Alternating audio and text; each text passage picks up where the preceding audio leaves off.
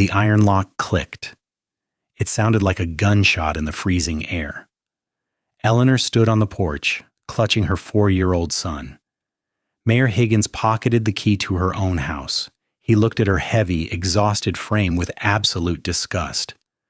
"Your husband's debts are paid with the property, Eleanor. Your fat will keep you warm enough in the snow." He left her to die in the worst blizzard of 1888.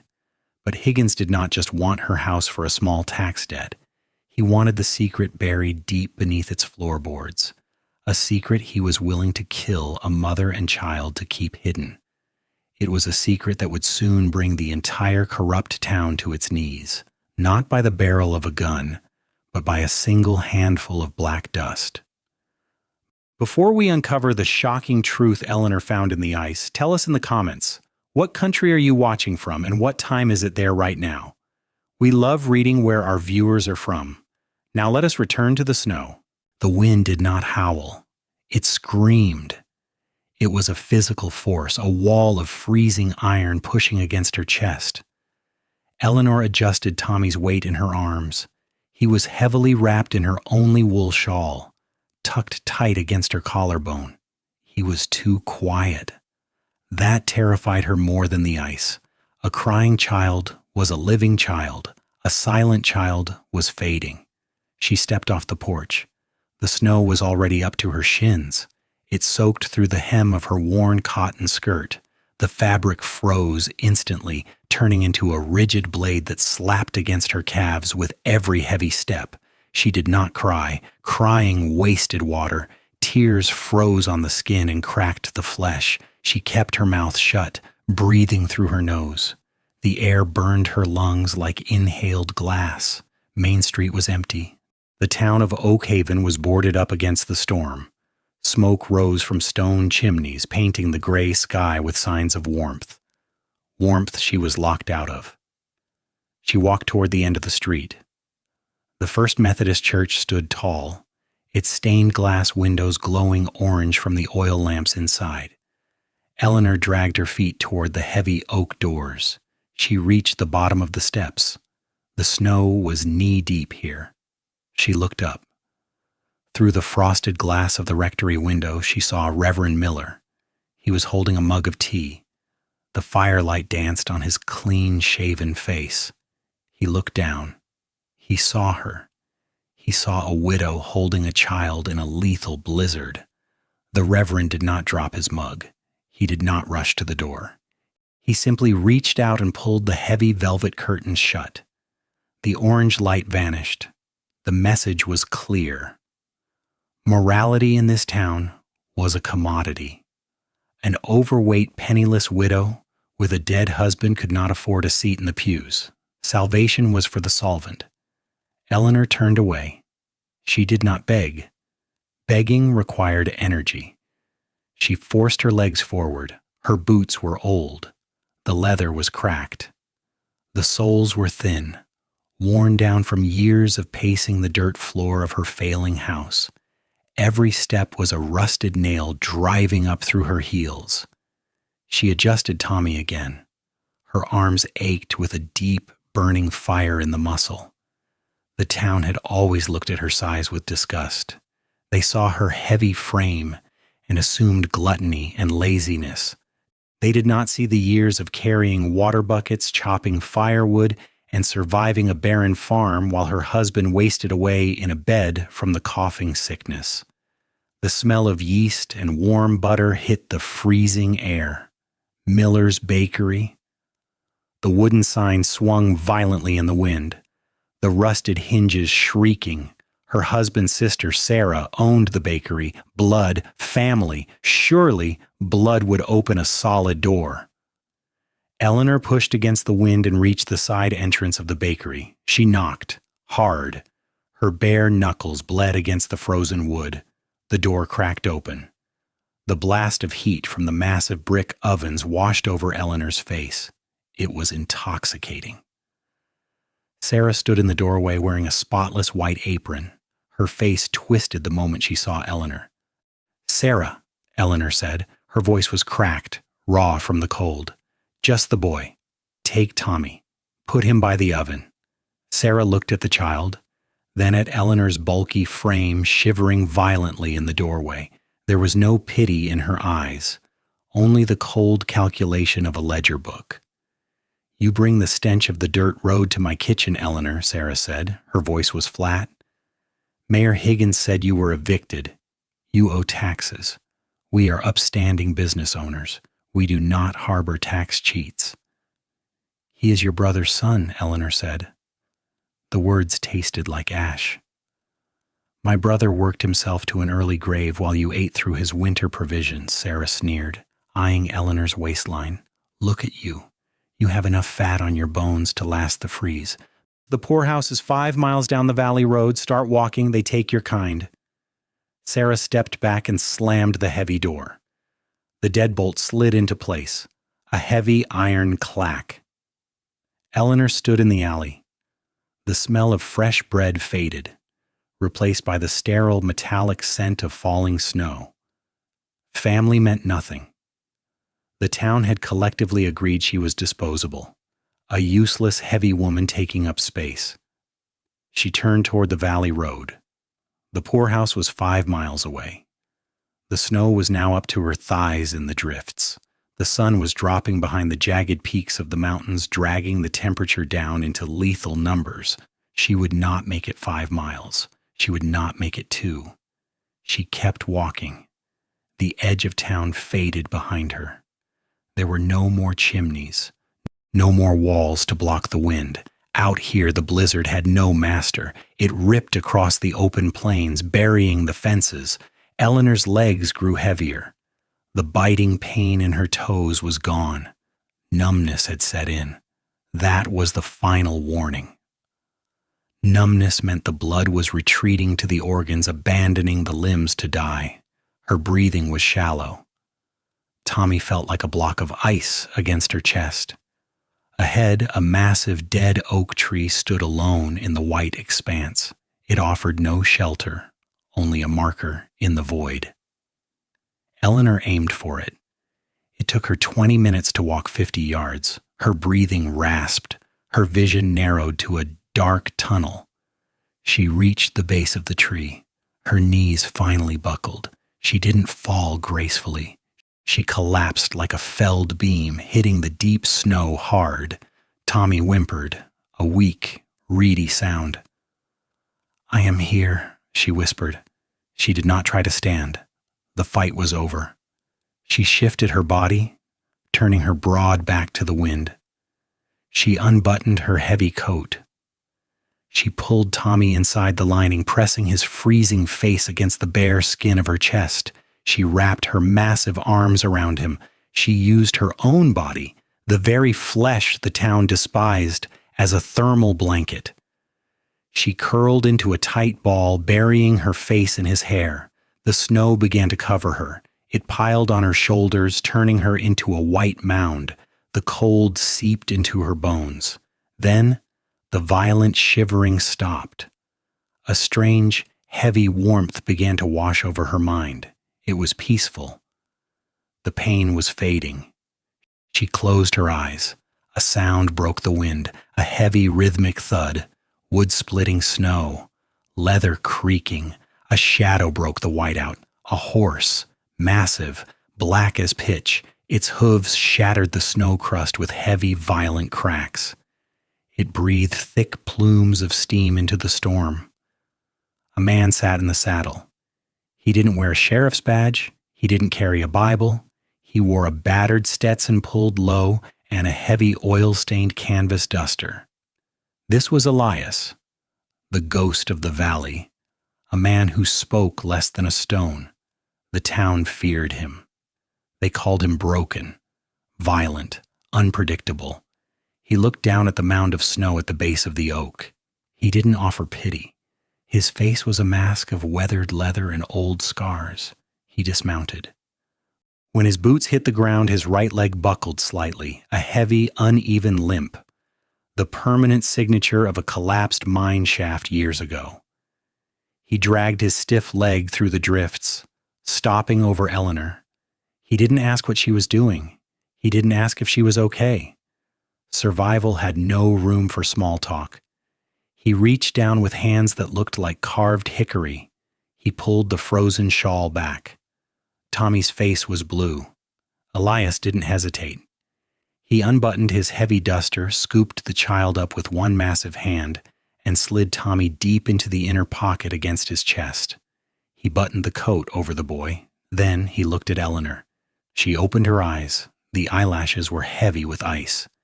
He offered his hand. It was missing half of the middle finger. Eleanor stared at it. It was not a hand offering charity. It was a lifeline thrown into a churning sea. She reached out with a numb, trembling arm. She grabbed his wrist. Elias braced his good leg. He pulled. The strength in his arm was terrifying. He hauled her heavy frame out of the snowdrift in one violent, continuous motion. He didn't grunt. He didn't complain about her weight. He hoisted her up and pushed her toward the horse. "Up," he said. His voice sounded like rocks grinding together. She grabbed the saddle horn. She dragged her exhausted body onto the back of the massive animal. Elias mounted in front of her. "Hold on." That was the entire conversation. Eleanor wrapped her thick arms around his waist. She pressed her face against the rough canvas of his duster. He smelled of wood smoke, old leather, horse sweat, and absolute silence. The horse turned into the wind. The storm swallowed the oak tree behind them. The ride was a blur of freezing darkness. Eleanor focused solely on keeping her grip. If she fell off, he wouldn't stop. She knew that. He was saving her, but he was not her savior. He was simply a man who refused to let death win on his watch. They arrived at the void. Elias's ranch sat at the jagged edge of the canyon, miles away from the hypocritical town. It was an ugly place. There were no white picket fences, no lace curtains in the windows, no flower boxes. It was built from raw, weathered pine logs hammered together to hold the line against the mountain. It was not a home. It was a fortress of isolation. Elias rode the horse directly into the attached barn. He dismounted, lifting Tommy from his coat. He handed the sleeping, breathing boy down to Eleanor after she slid off the horse. He opened a heavy oak door that led straight into the cabin. Inside. Eleanor stepped over the threshold. The door slammed shut behind them, cutting off the screaming wind instantly. The silence in the room was deafening. A fire was already banking in a massive stone hearth. The room was sparse. A heavy wooden table, 2 chairs, a cast iron stove, and a single bed in the corner. Nothing soft, nothing welcoming. She did not thank him. Words belonged to the town. Words were used by the mayor to evict her and by the reverend to ignore her. Here, survival was the only language. She sat heavily on the hard wooden floor near the fire. She pulled off Tommy's frozen shoes. She rubbed his small, icy feet with her rough hands. The pain in her own fingers was blinding as the blood aggressively returned. She welcomed the pain. Pain meant the tissue was alive. Pain meant they were not dead. Elias walked to the kitchen area. He didn't look at her with the disgust she was used to. He looked at her like a foreman evaluating a worker who had just survived a cave-in. He poured a tin cup of black, boiling coffee from the pot on the stove. He walked over and set it on the floor next to her knee. He tossed a heavy, scratchy wool blanket onto her lap. "Drink." He walked to the far corner of the room, sat in a wooden chair, and pulled a rag from his pocket. He laid a Winchester rifle across his lap and began cleaning the barrel. He didn't look at her again. The exile was complete. The town had thrown her away, but as Eleanor drank the bitter, scalding coffee, the heat spreading through her chest, she looked down at her own worn boots. The snow was melting off them, pooling on Elias's clean wooden floor. Mixed in the puddle was the thick black mud caked in the deep treads of her soles. It was mud from the dirt under her ruined house. She stared at it. It wasn't just dirt. It was too dark, too heavy. It didn't dissolve in the water like regular earth. It sat there, thick and greasy, catching the firelight with a strange metallic sheen.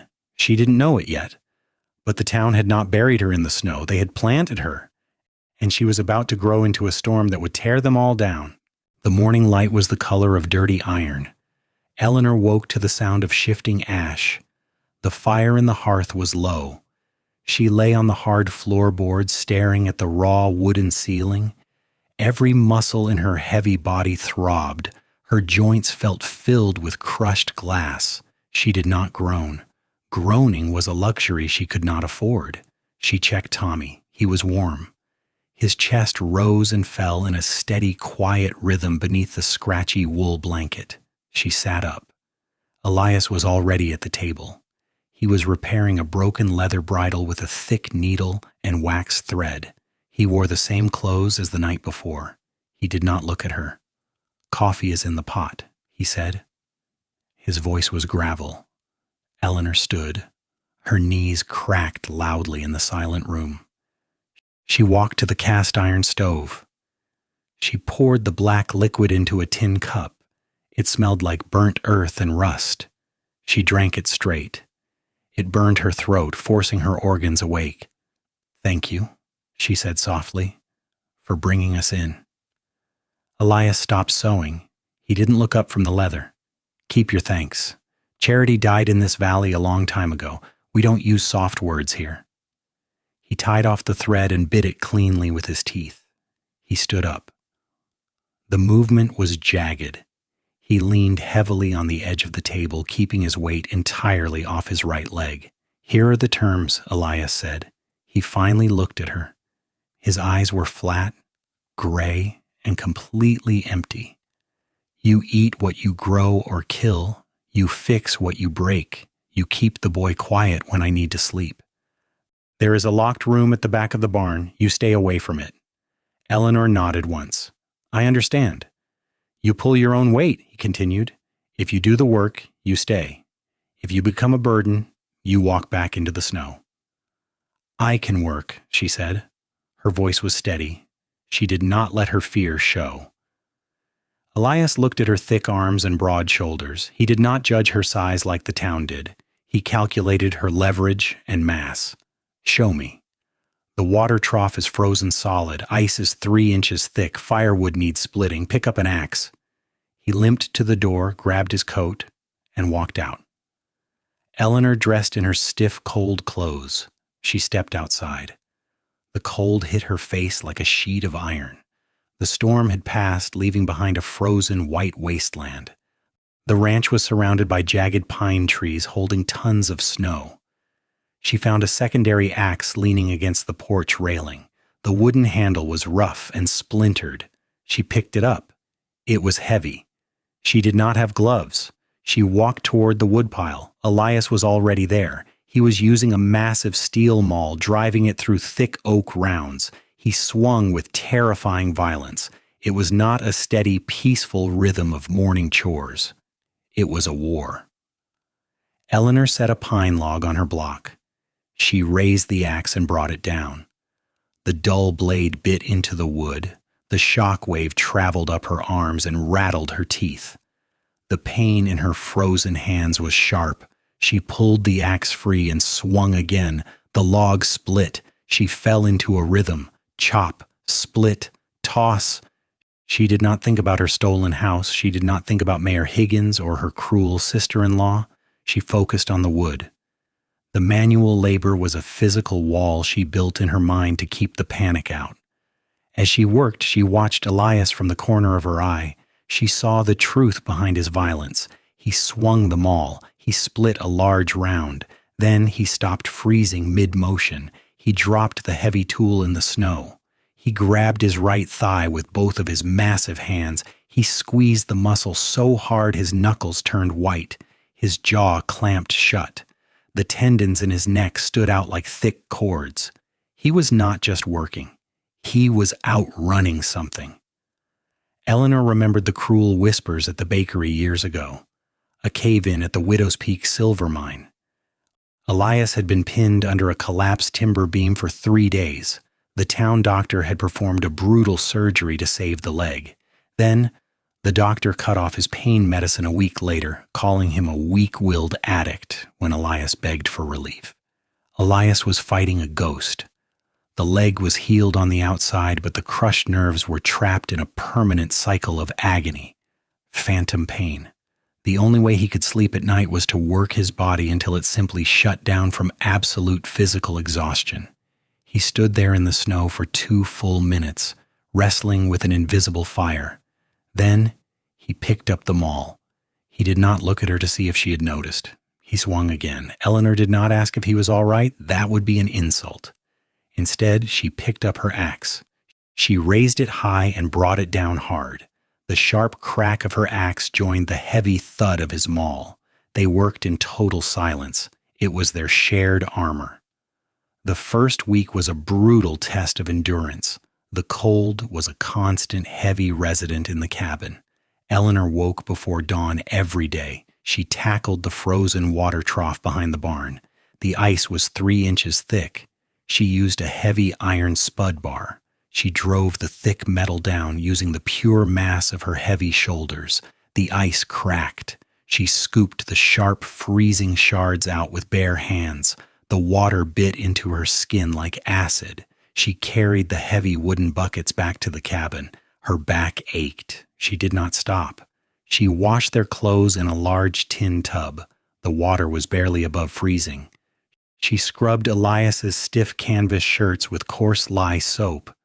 The lye dried her skin. Her knuckles cracked and bled into the wash water. She wiped the blood on her apron and kept scrubbing. At night, she rubbed hardened animal fat into the cuts to keep out infection. She did not ask for pity. Pity did not clean the dirt. She took over the kitchen. The supplies were raw and limited. Sacks of rough cornmeal, dried beans, and a jar of sour starter. The town bakers, like her sister-in-law, used fine white flour and yeast. Eleanor used her hands. She kneaded the heavy, stubborn dough with her full body weight. She pressed down with her broad chest and thick arms. Her physical size, the very thing the town had mocked and deemed useless, was the engine keeping them fed. She baked dense, heavy loaves of bread in the cast-iron stove. They were not pretty. They kept a person alive for a full day of labor. Tommy stayed near the stove. The eviction and the blizzard had stolen his voice. He sat on a folded blanket watching the fire. He was a silent shadow. Elias did not mind the boy's silence. He preferred it. He stepped around the boy without looking down, avoiding him like a piece of furniture. But on the 7th evening, Elias returned from the barn. He walked to the kitchen table. He placed a small piece of pine wood near Tommy's elbow. It was a horse. It was roughly carved with a hunting knife, but the edges were sanded completely smooth. Elias did not say it was for the boy. He did not smile. He simply walked to his corner and began oiling his boots. Tommy stared at the wooden figure. Slowly, his small hand reached out. He took it. He held it tight against his chest. A silent contract was signed in the room. The forced arrangement settled into cold stone. Eleanor and Elias moved around the small cabin and the snowy yard like 2 gears in a heavy machine. They did not collide. They did not speak. Words were a waste of breath in the high altitude. They developed a silent language of practical action. If the woodbox by the hearth was empty, Eleanor filled it. If her axe blade grew dull from hitting frozen knots, Elias took it to the grindstone and sharpened it to a razor edge. When Elias returned late from tracking a lost calf, exhausted and freezing, Eleanor had a plate of hot food waiting on the table.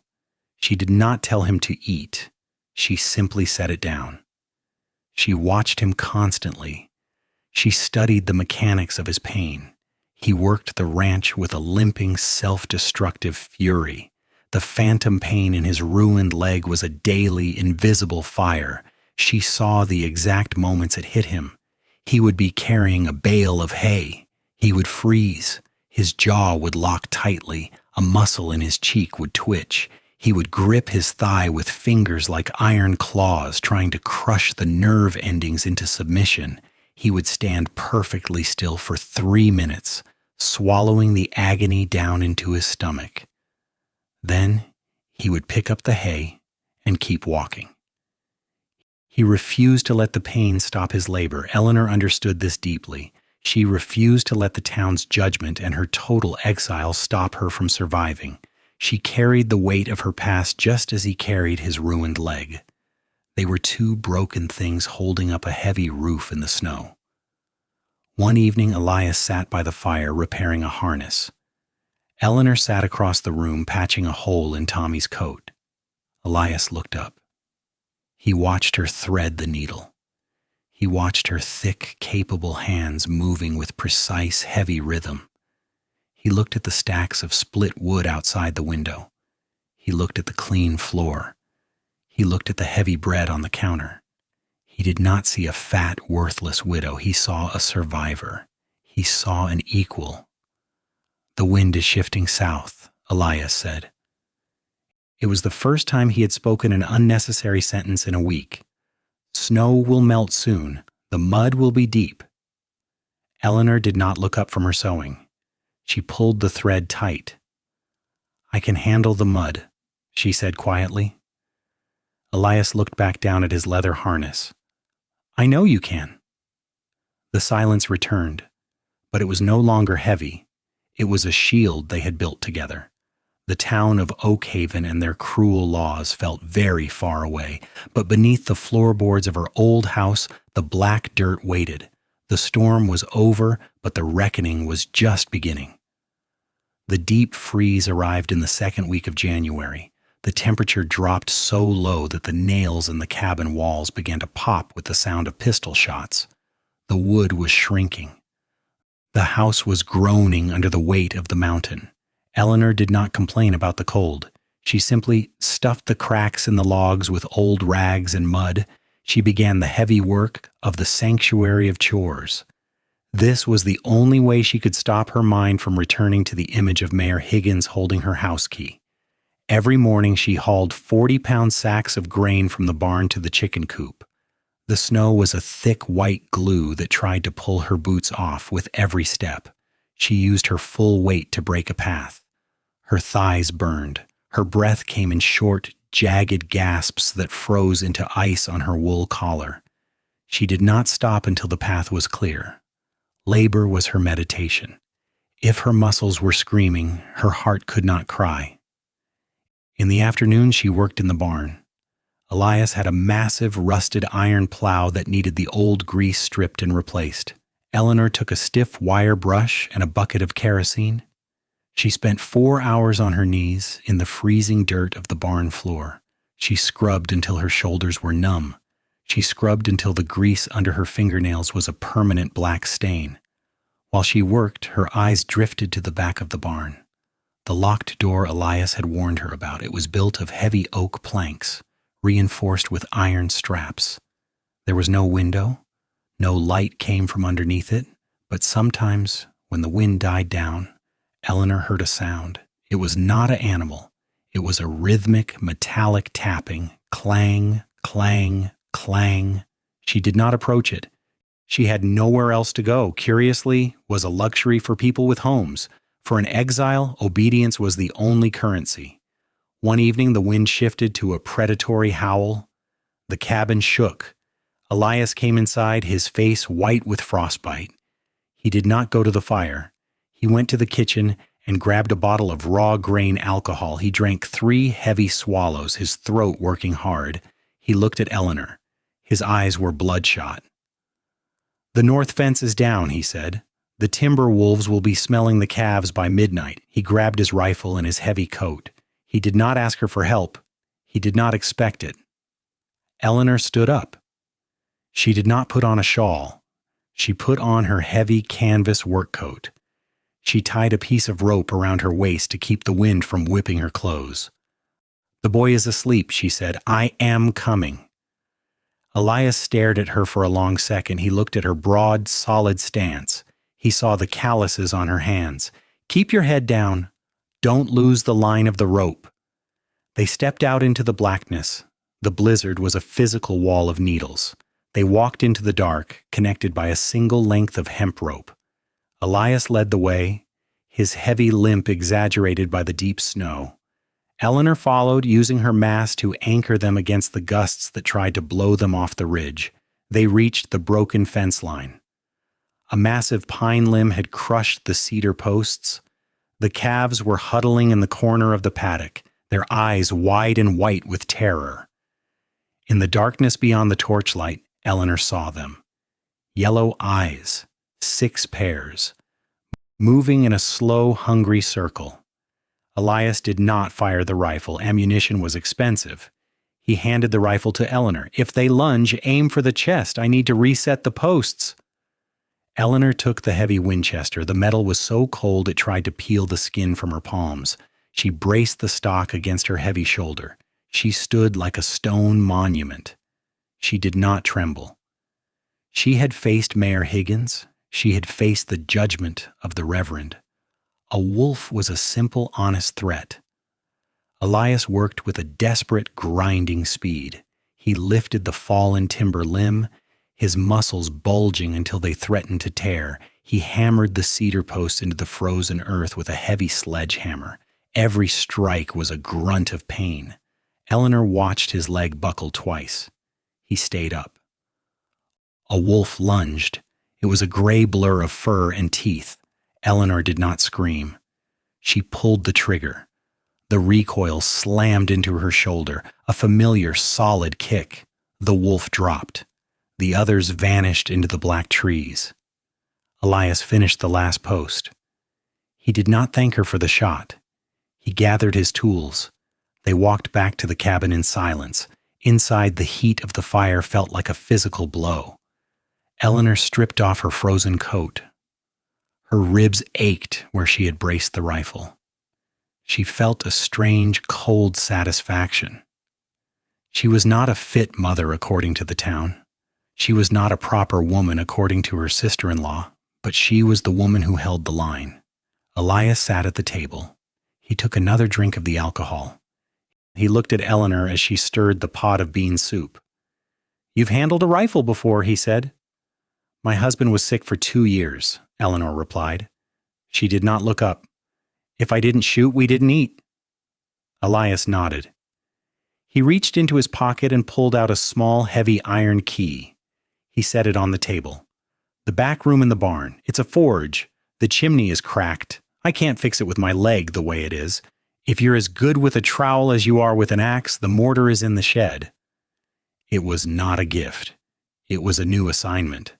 But it was also a door opening. He was letting her see the secret parts of his survival. Eleanor took the key. It was cold and heavy. "I'll have it fixed by noon tomorrow," she said. The pacing of their life changed after that night. The chores became more complex.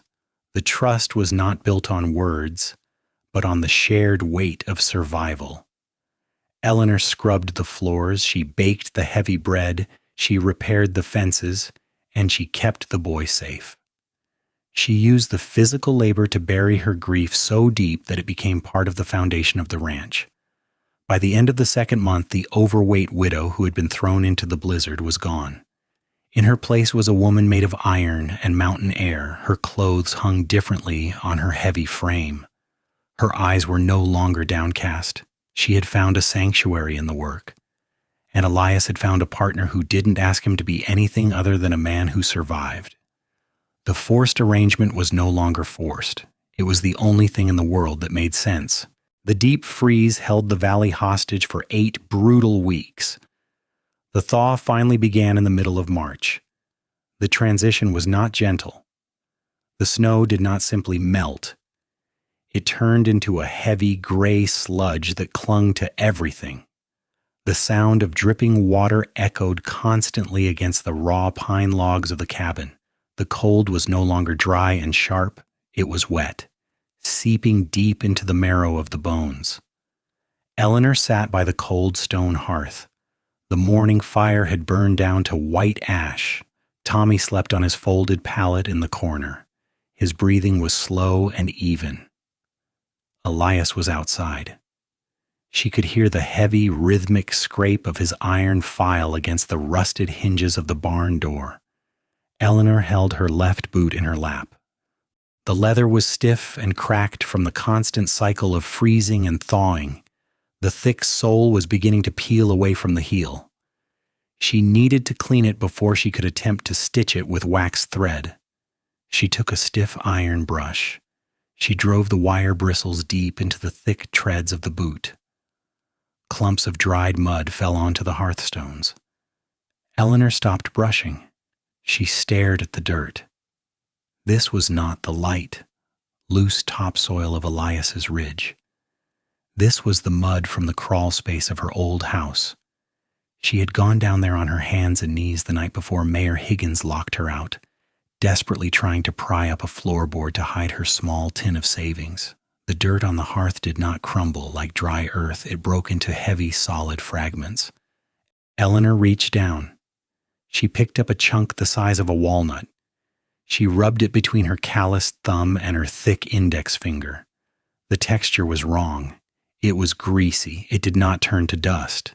It left a dark, shiny, metallic stain across the ridges of her skin. She weighed the chunk in her palm. It was unnaturally dense.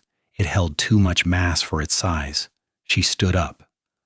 Her joints ached from the damp cold, but she ignored the dull throb. She walked across the wooden floorboards to the cast-iron stove. The stove was still radiating a low, steady heat from the morning cooking fire. Eleanor opened the heavy iron door. A bed of red pine embers glowed in the darkness of the firebox. She did not throw the rock in immediately. She placed it deliberately on the hottest cluster of embers. She closed the door halfway and watched through the gap. Pine wood popped and smoked when it burned. It released water vapor and sap. The black chunk did none of these things. It sat on the red coals, absorbing the intense heat. 5 minutes passed, 10 minutes. The rock turned a deep, sullen crimson. Then it split down the middle with a sharp crack. A flame emerged from the fissure. It was not the chaotic yellow dancing flame of wood. It was a sharp, steady, piercing blue line. The heat radiating from that single rock surged outward, hitting Eleanor in the face with the force of a physical blow. It pushed her back a full step. She stared at the blue fire. Her mind processed the data with cold precision. Her husband had dug that crawl space by hand 4 years ago. He had ruined 3 heavy iron shovels against the thick black rock under the foundation. He had died coughing up blood, convinced the land was barren, cursed, and useless. The land was not cursed. It was a solid vein of anthracite, the hardest, purest, most efficient coal in the earth. A fuel that burned hot enough to melt steel beams and power the massive locomotives of the Union Pacific Railroad. It was a gold mine painted black. Mayor Higgins had not thrown an overweight, grieving widow and her child out into a lethal blizzard over $10 in unpaid property taxes. The town council had not turned a blind eye out of mere cruelty. They had evicted her to steal $1 million energy vein buried beneath her kitchen floor. Eleanor did not gasp. She did not place a hand over her mouth in shock. She did not feel a sudden, uplifting rush of hope. She felt a cold, heavy block of absolute, silent rage drop into her stomach. The town had calculated her worth. They had mocked her physical size, dismissed her intellect, and decided she was expendable garbage. They had planned to let the winter erase her so they could harvest her wealth in the spring. She closed the iron door of the stove. The metal latched with a heavy click. She walked to the iron hook by the door and took down her heavy canvas coat. She reached into the deep inner pocket and pulled out a small, empty leather tobacco pouch she had found in the barn. She walked back to the hearth. She carefully collected the remaining chunks of black rock from the stones. She dropped them into the pouch. She tied the leather drawstrings into a tight, impossible knot. She needed a geological assay. She needed a document bearing the state seal. Truth without paper was just a rumor in a corrupt town. Elias walked into the cabin. He carried a bundle of split firewood. He dropped it into the wood box. He looked at Eleanor. She was wearing her heavy coat. The mud on the valley road is a foot deep. Elias said. His voice was flat. "The horses will break an ankle." "I am not taking a horse," Eleanor replied. She walked past him. She opened the door and stepped out into the freezing gray mist. She walked 3 miles to the lower ridge. The mud was a living entity. It sucked at her boots, trying to pull her down into the earth. Every step required the full strength of her heavy thighs and broad back. She did not stop to rest. She used her anger as an engine. She reached the iron tracks of the rail line just as the midday supply handcar rolled to a stop. Silas, an old rail worker with soot permanently etched into the deep lines of his face, leaned on the brake lever. He looked at Eleanor's mud-soaked skirt and her heavy, determined stance. Eleanor walked up to the handcar. She held out the leather pouch. She placed her last silver dollar, the only money she had saved from the crawl space, on top of the leather. "Take this to the State Geological Bureau in the Capitol," Eleanor said. Her voice cut through the damp air. "Not the local surveyor, the Capitol office. Hand it to the chief inspector." Silas looked at the heavy pouch. He looked at the silver dollar. "Higgins is a dangerous man to dig under, Eleanor. Men disappear in the mines for asking fewer questions." "He already buried me once," Eleanor said. Her face was a mask of stone. "He will not get a second chance. Ensure the reply is sent to Elias Thorne's ranch." Silas pocketed the silver in the pouch. He released the brake. "It will take 3 weeks for an official seal to return." "I have time," she said. She turned and began the 3-mile walk back through the deep mud. When she reached the porch of the cabin, the sun was dropping behind the pines. Elias was standing on the porch. He held his Winchester rifle loosely in his right hand. He looked at her boots, caked in thick valley mud. He looked at the exhaustion lines pulling at her face. He did not ask where she had been. He did not ask what she had done. He stepped aside, opening the heavy wooden door for her. "The wind is turning north," Elias said. "The soup is hot." Eleanor stepped inside the warm cabin. The first piece of the trap was set. The barometer dropped just after midnight. It was not a slow shift. It was a sudden, violent plunge in atmospheric pressure. The damp cold of the mud season was pushed out by a heavy, driving rain that hammered against the pine shingles like handfuls of gravel. Inside the cabin, the air grew thick. Eleanor lay awake on her floor pallet. She felt the pressure change deep in her joints. If her healthy knees ached from the weather shift, she knew exactly what the crushed nerves in Elias's leg were doing. A sound shattered the dark. It was a heavy, dead weight hitting the floorboards, followed immediately by the sharp crack of splintering wood. Eleanor sat up. She threw off her wool blanket. The fire had burned down to embers, casting long, weak red shadows across the room. She looked toward Elias's corner. He was not in his bed. He was on the floor. He had fallen into his wooden chair and crushed it. His back was arched into a rigid bow. His hands were locked around his right thigh. His fingers dug into the heavy canvas of his trousers like iron claws, trying to tear the muscle away from the bone. He was biting down on the thick leather of his forearm guard. He was chewing into the tough hide to keep himself from screaming. This was not his dull, persistent phantom ache. This was a severe neural misfire. The crushed nerve endings were sending chaotic, blinding signals of catastrophic trauma to his brain. The muscles in his leg were contracting with such violent force they threatened to snap his femur. Eleanor did not freeze. She did not call out his name in a soft, trembling voice. Panic was a useless emotion. She stood up. She crossed the room. She deliberately broke his absolute rule. She entered his space. She walked past his thrashing body to the iron stove. The embers were still hot. She grabbed a handful of dry pine shavings and threw them in. The fire flared. She lifted the heavy iron kettle, filled it from the water bucket, and slammed it onto the hottest iron plate. She walked to her own small wooden supply box. Mayor Higgins had taken her house, but he had not taken her knowledge of the earth. She pulled out a small bundle tied with twine, white willow bark. She had stripped it from the trees down by the creek during the deep winter. The corrupt doctor in Oakhaven prescribed liquid laudanum for pain. It turned men into hollow, drooling ghosts. Eleanor knew the willow bark held natural salicin. It did not numb the mind. It stopped the fire in the blood. The water in the kettle began to boil, spitting violently against the iron. Eleanor dropped a handful of the dried bark into a metal basin. She poured the boiling water over it. The water instantly turned a dark, bitter brown. The smell of wet earth and astringent medicine filled the cabin. She took a thick canvas towel, the same heavy cloth used for grain sacks, and submerged it into the scalding water.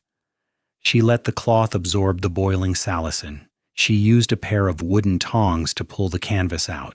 It steamed heavily in the cold air. She turned and walked back to Elias. He was losing the battle. His eyes were rolled back, showing only the whites. The cords of his neck stood out like thick ropes. The leg was locked perfectly straight, vibrating with destructive tension. Eleanor dropped to her knees beside him. The impact bruised her kneecaps against the floorboards. She ignored it. "Let go of the leg," she ordered. Her voice was flat, hard, and absolute. He did not hear her. The pain deafened him. She did not ask twice. She moved in. She grabbed his broad shoulders. He was a massive man, built of dense muscle and scarred bone. But Eleanor possessed mass. She carried the heavy weight that the town had ridiculed and despised. She weaponized it. She threw her upper body directly over his chest. She drove her knees into the floor on either side of his hips, pinning his center of gravity. She pressed her broad chest down against his sternum, using her full, unashamed weight to crush him flat against the floorboards. He fought her instinctively. It was the blind panic of a trapped animal. His left arm broke free. His heavy fist struck her blindly in the ribs. The blow landed with the sound of a hammer hitting wet sand. Pain shot through her side. A rib cracked. She did not gasp. She did not flinch. She absorbed the kinetic energy and pressed down harder. She leaned her heavy forearm across his collarbone, locking his torso in place. She used her free hand to grab the steaming canvas towel. She did not use the tongs. She grabbed the scalding cloth with her bare hand. The boiling water instantly blistered her palm. She ignored the nerve damage in her own skin. She pressed the boiling, chemical-soaked canvas directly onto the rigid muscle of his ruined thigh. The thermal shock was instantaneous. The extreme, sudden heat overloaded his local nervous system. It forced the brain to process the new localized burn rather than the chaotic phantom signals. Elias convulsed. A massive, full-body shudder ripped through him. The air left his lungs in a violent hiss. Eleanor locked her jaw. She bore down with her heavy forearms, wrapping her hands around his leg, forcing the scalding compress deep into the muscle tissue. The salicin began to seep through the heat-opened pores, entering the bloodstream, hunting the severe inflammation. They stayed locked together on the floor. 1 minute, 3 minutes, 5 minutes. The violent vibration in his legs slowly began to fade. The rigid, iron-hard muscle under her blistered hands began to soften. The extreme tension holding his spine in an arch collapsed. His back hit the floorboards flatly. The silence in the cabin returned. It was heavy, broken only by the sound of Elias's ragged, exhausted breathing. Eleanor did not move immediately. She kept her weight on him until she felt the steady, slow rhythm of his heart against her chest. Only when the feral panic had completely left his body did she slowly sit back on her heels. She pulled the cooled canvas towel off his leg. She dropped it into the basin. Elias opened his eyes. He lay flat on the floor, staring up at the wooden ceiling. He was soaked in cold sweat. He slowly turned his head and looked at her. She was kneeling beside him. Her heavy cotton nightdress was soaked with his sweat and the spilled water. Her hair had fallen out of its pins, hanging in damp strands around her face. She was holding her right hand open. The palm was bright red, already forming angry water blisters from the boiling canvas. She was breathing heavily, holding her cracked rib. She did not offer a soft smile. She did not ask if he was feeling better. She did not apologize for breaking his rule and crossing the invisible line in the center of the room. She stood up. Her joints popped in the cold air. "The tea is on the stove," she said.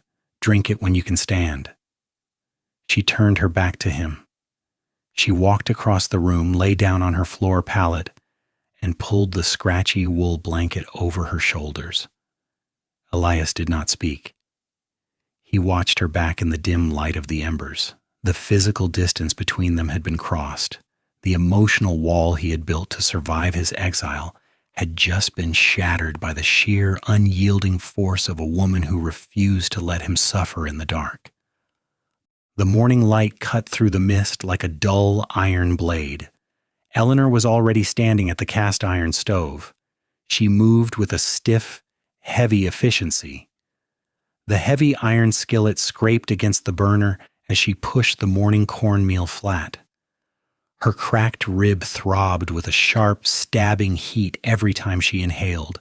The deep water blisters on her right palm were tight, red, and filled with fluid. She did not wrap her hand in cloth. She let the pain ground her in the reality of the morning. She heard the thick floorboards groan in the far corner. Elias sat up slowly. He stayed on the edge of his bed for a long time, his head bowed, his heavy hands resting on his knees.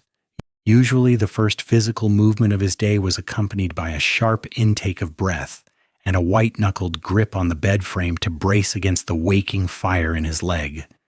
Today the room was silent. He stood up. He walked to the center of the room. His gait was still uneven. The femur bone was still crookedly set. The muscle mass was still heavily scarred. But the jagged, desperate hitch in his step was gone. The invisible, screaming fire in his nerves had been reduced to a dull, manageable ember by the willow bark and the thermal shock. He looked at Eleanor. She did not turn around. She kept her broad back to him, stirring the heavy pot. Elias walked to the wooden supply cabinet. He reached up to the top shelf. He pulled down a small, heavy tin. He walked over to the stove and set the tin on the counter, inches from her blistered hand. It was bear grease mixed with dried calendula flowers, a potent, natural salve. "Put that on them," Elias said. His voice was rough, like two stones grinding together. Blisters make for a poor grip on an axe. He did not say thank you. He did not apologize for striking her in his delirium. He acknowledged her sacrifice by ensuring she could continue to survive. He turned and walked out the heavy oak door toward the barn. The shift in him was not loud. It was found in the small, practical mechanics of the ranch. The silent language began to take shape. It was a vocabulary built of iron, sweat, and wood. The first true sentence Elias spoke in this new language happened at the water well. The mud season was at its peak. The freezing thick sludge sucked at Eleanor's boots as she walked to the deep well behind the barn. The oak bucket was massive. When filled with water, it weighed nearly 60 pounds. The hemp rope was stiff, swollen with dampness. Eleanor dropped the bucket. It hit the dark water far below with a hollow echo. She gripped the rough rope. Her blistered palms screamed in protest. She planted her heavy boots in the mud, braced her thick back and pulled. The wet rope dragged over the wooden lip of the well. Friction tore at her healing skin. She hauled hand over hand, her broad chest heaving. It was brutal, tearing work. She did not know Elias was watching. He stood inside the dark doorway of the barn. He held a rusted iron gear in his hand. He watched her struggle. He watched the thick muscles in her shoulders bunch and strain under the heavy canvas of her coat. He did not walk out and offer to pull the bucket for her. In the town of Oakhaven, a man doing a woman's chore was considered either an insult to his pride or a pity to her weakness. Elias had no pride left, and he knew Eleanor despised pity. Offering to do the work would mean he saw her as incapable. He waited until she carried the heavy water inside the cabin. Then he went to work. He spent the entire afternoon in the freezing mud beside the well. He scavenged a heavy iron pulley wheel from a broken ore cart in the boneyard. He took it to the forge. He fired the hearth and hammered a thick steel bracket, striking the glowing metal until his bad legs shook with deep fatigue. He bolted the heavy bracket to the crossbeam over the well. He greased the iron bearings with rendered animal fat. He threaded a new, smooth manila rope through the grooved wheel. The next morning, Eleanor walked to the well. She saw the new rigging. The heavy iron wheel gleamed with fresh grease in the pale light. She gripped the new rope. She dropped the bucket. When she pulled it up, the iron pulley took half the dead weight. The wheel spun silently. The 60-pound bucket rose with the effort of 30. She placed her blistered hand on the cold iron bracket. It was bolted securely, meant to last 50 years. She looked toward the barn. Elias was not there. He was already riding the fence line. He had given her a mechanical advantage, not charity. He respected her strength, but he wanted to preserve her body. That was his sentence in the silent language. I see your burden. I will not carry it for you, but I will make it lighter. Eleanor answered him in the forge. He had given her the heavy iron key to the back room weeks ago. The forge was a dark, soot-stained square with a massive steel anvil, a leather bellows, and a cracked brick hearth. She decided to fix his heavy plow. The iron share was dulled, curled, and heavily chipped from hitting hidden mountain granite. She did not use the weak pine wood to start the fire. She reached into her pocket. She pulled out a handful of the black anthracite she had salvaged from her boots. She built a small pyramid of the heavy rocks in the center of the hearth. She used a handful of dry straw and a single match to ignite it. She worked the bellows. The thick leather creaked. The air blasted into the hearth. The coal caught. A terrifying blue heat radiated from the bricks. The temperature in the small room spiked instantly, drying the damp air. Eleanor took the heavy iron plowshare with a pair of long tongs. She thrust it into the blue fire. Within minutes, the dark iron turned cherry red, then a blinding, translucent orange. She pulled the glowing metal out. She laid it flat on the massive steel anvil. She picked up a 3-pound cross-peen hammer. She raised her thick arm. She brought the hammer down. Clang. The sound rang through the damp valley. It was a heavy, authoritative strike. She hit it again and again. She used the full rotation of her broad shoulders, letting the sheer mass of her heavy frame drive the kinetic force into the steel. Sparks showered over her thick leather apron. She sweated. The intense heat of the room was oppressive. The fat on her body, which the town had mocked as a sign of gluttony, was burning away in the crucible of absolute manual labor. Underneath it, thick, dense muscle was solidifying.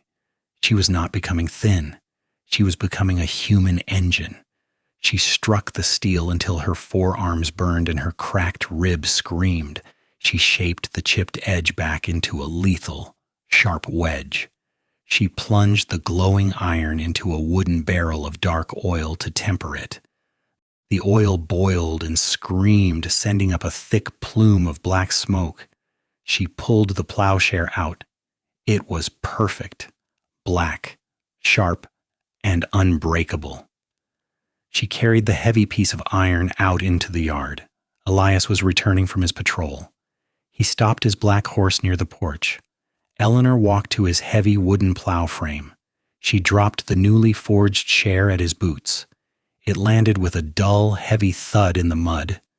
She looked at him. Her face was smeared with black soot. Her hair was damp with heavy sweat. She was breathing hard. "It won't break on the granite anymore," she said. Elias looked down at the sharp iron. He looked at the deep blue temper lines the coal fire had left on the edges of the metal. He knew what kind of heat was required to make steel behave like that. He knew pine wood couldn't do it. He knew she had the black rock. He did not ask her where she got it. He trusted her completely. "No," Elias said quietly, "it won't." That was her sentence in the silent language. "I see your broken tools. I will make them sharp again." The trust between them deepened, taking root in the bedrock of the canyon. But the most profound shift happened with the boy. Tommy had not spoken a single word since the night Mayor Higgins locked the door. Trauma had sealed his throat tight. The doctors in town would have called him simple-minded. The Reverend would have called him cursed. Elias called him an observer. One evening, a cold spring rain hammered the roof. The cabin was warm. Eleanor was patching a heavy canvas sack near the stove.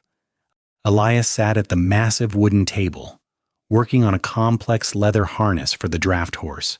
He was using a sharp steel awl to punch holes through 3 layers of thick cowhide. Tommy sat on the floor near the table leg. He held the wooden horse Elias had carved for him. The boy watched the sharp steel punch through the leather. He watched the heavy waxed thread follow. Elias stopped. He looked down at the boy. He did not try to coax Tommy to speak. He did not use a high, gentle voice. He simply reached over to his scrap pile. He pulled out a small, square piece of soft deer hide. He took a heavy iron nail and pushed 4 holes into the corners. He cut a thin strip of leather lacing. He set the square and the lacing on the floor next to Tommy's knee. Elias picked up his own harness. He slowly pushed his awl through a hole, threaded the heavy string, and pulled it tight. He repeated the motion. Deliberate. Slow. He did not look at Tommy. Tommy stared at the deer hide. 10 minutes passed. The boy set his wooden horse down. His small fingers picked up the leather lace. He looked up at Elias's massive hands. Then he pushed the lace through the first hole in the deer hide.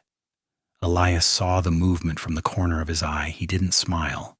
He simply adjusted his angle so the boy could see his knotting technique more clearly. Eleanor watched this from the stove. Her chest felt tight. A heavy pressure built behind her healing rib. This was not a family built on blood or legal papers. This was a pack forming in the wild. The wounded wolf was teaching the abandoned pup how to use its teeth. They did not need words to belong to each other. The shared silence was a binding contract. Tommy pulled the lace tight. He looked up at Elias. Elias nodded once. A short, sharp dip of his chin. Acceptance. The spring rains finally stopped in the 4th week of April. The deep mud of the valley road began to bake into hard, cracked clay under the warming sun. The rail line was clear. For the rest of the month, they lived in a state of quiet, intense preparation. Eleanor worked the forge with a steady, relentless rhythm. She repaired tools, sharpened axes, and forged heavy iron braces for the cabin's window shutters. Elias spent his days patrolling the perimeter. He rode the black horse to the lower ridge every evening. His Winchester rifle was never far from his hand. They were waiting. The state assay was traveling. In the town of Oakhaven, the mood was shifting. Mayor Higgins sat in his comfortable office. The snow had melted from the barren tract of land he had seized. He sent his foreman to clear the debris and tear down the old house to access the crawl space. He was ready to start digging the black gold. The foreman returned to the office an hour later. His boots were clean. His face was pale. He reported that there were no bones under the dead oak tree at the edge of town. The widow and the child had not frozen in the blizzard. Someone had taken them. Higgins walked to his window. He looked out past the church toward the jagged peaks of the canyon. He knew exactly who lived up there. The outcast, the broken miner. The mayor walked to his safe. He pulled out a stack of forged property deeds and a silver sheriff's badge. If the widow was alive, the theft was not complete. She had to be erased. The quiet days were over. The town of Oakhaven was about to realize they had not buried a heavy, useless woman in the snow. They had buried a powder keg, and Eleanor held the match. The first week of May brought a dry, punishing wind. The heavy mud of the valley road baked into hard, cracked clay. The land was accessible again. Eleanor stood at the chopping block in the yard. She raised the heavy axe. Her broad back muscles contracted under her canvas coat. She brought the blade down. The pine log split cleanly in two. Elias was on the roof of the barn replacing cedar shingles. He held a heavy iron hammer. He raised it to strike a nail.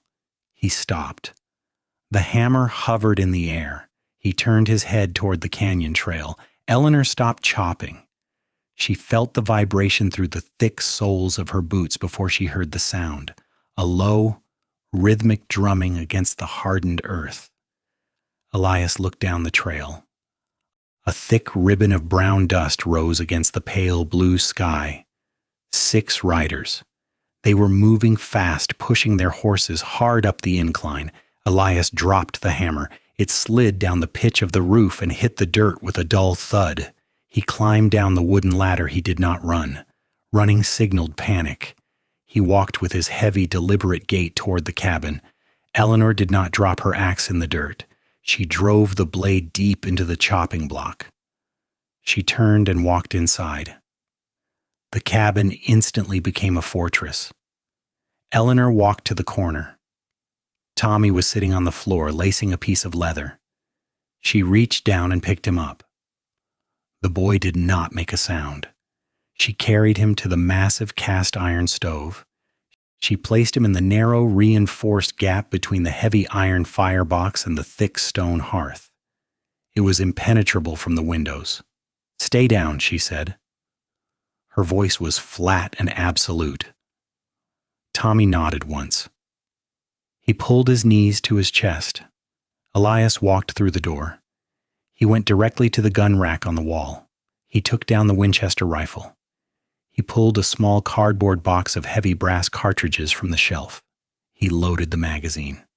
Click, clack. The mechanical sound of brass sliding into steel filled the quiet room. Elias worked the lever, chambering the first round. He handed a heavy, double-barreled shotgun to Eleanor.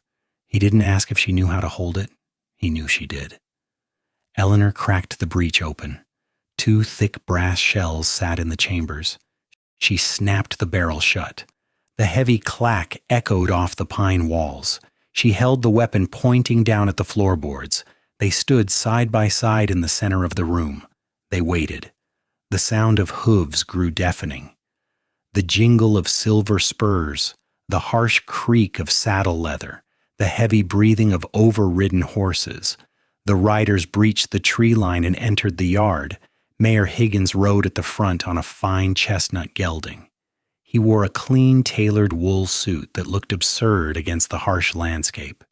Sheriff Miller rode beside him, wearing a polished tin star and a heavy revolver strapped to his thigh.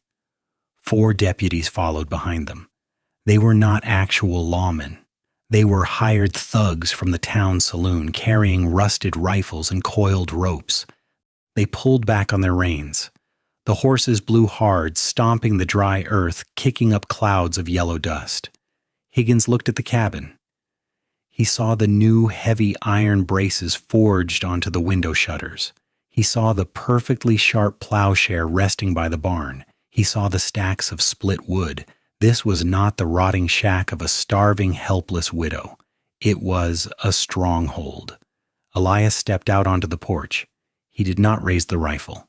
He held it casually by his side, his thick finger resting just outside the trigger guard. He stood with his weight balanced on his good leg.